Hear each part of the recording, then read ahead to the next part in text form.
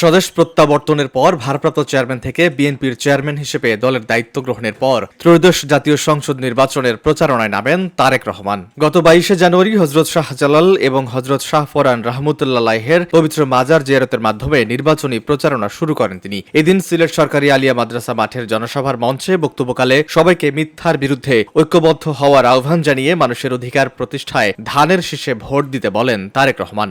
আপনারা আজকে এই যে লক্ষ মানুষ এখানে উপস্থিত হয়েছেন, আপনাদের যে রাজনৈতিক অধিকার বলেন, শুধু ভোট আর কথা বলার অধিকার প্রতিষ্ঠা নয়, মানুষকে স্বাবলম্বী করে গড়ে তুলতে হবে। এরপর মৌলভীবাজার জেলা বিএনপি আয়োজিত এবং হবিগঞ্জ জেলা বিএনপি আয়োজিত পৃথক নির্বাচনী জনসভায় বক্তব্য রাখেন বিএনপি চেয়ারম্যান তারেক রহমান।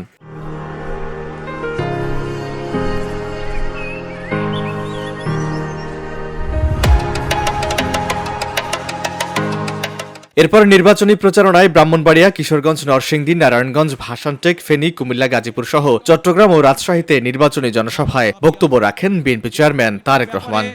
বিগত বিএনপি সরকার উদ্যোগ গ্রহণ করেছিল, কিন্তু সম্পূর্ণ করে যেতে পারেনি। চট্টগ্রামের জনসভায় ইপিজেডের সংখ্যা বাড়ানোর কথা উল্লেখ করে তারেক রহমান বলেন, পরিকল্পনা বাস্তবায়ন করতে হলে অবশ্যই বিএনপিকে সরকার গঠন করতে হবে। বলেন, ধানের শীষে ভোট দিলেই কেবল পরিবর্তন সম্ভব। আপনারা যদি বিএনপির পাশে থাকেন, আপনারা যদি বিএনপিকে সমর্থন দেন, 12 তারিখের নির্বাচনে আপনারা যদি বিএনপিকে ধানের শীষে জয়যুক্ত করেন, তাহলেই একমাত্র আমরা এই পরিবর্তনগুলো করতে পারবো।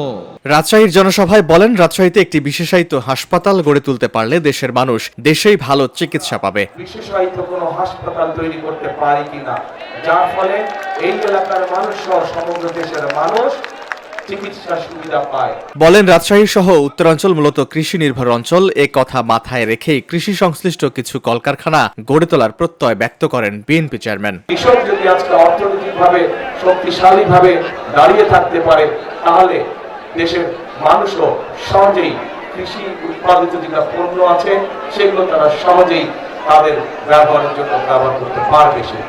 এছাড়া বগুড়া এবং নওগাঁতে নির্বাচনী জনসভায় বক্তব্য রাখেন তারেক রহমান। এরপর ঢাকার বেশ কয়েকটি আসনে নির্বাচনী প্রচারণায় অংশ নিয়ে বক্তব্য রাখেন তিনি। বলেন, মানুষের ভাগ্য উন্নয়নে এবং দেশের উন্নয়নে বিএনপি সরকারের বিকল্প নেই। বিএনপি সরকার ক্ষমতায় আসলে ফ্যামিলি কার্ড, কৃষি কার্ড, প্রবাসী কার্ড সহ রাস্তাঘাট এবং দেশের সার্বিক উন্নয়নে কাজ করবে বিএনপি। এছাড়াও 10,000 টাকা পর্যন্ত কৃষি ঋণ মওকুফ করবে তার সরকার। ভিত্তি আস্তে আস্তে শক্তিশালী হবে। VOD Bangla news desk. সাথে আমাদেরকে শুধু ভোট দিলেই চলবে না, ভোট দেওয়ার সাথে সাথে আমাদেরকে দেশ গঠনের কাজে হাত দিতে হবে।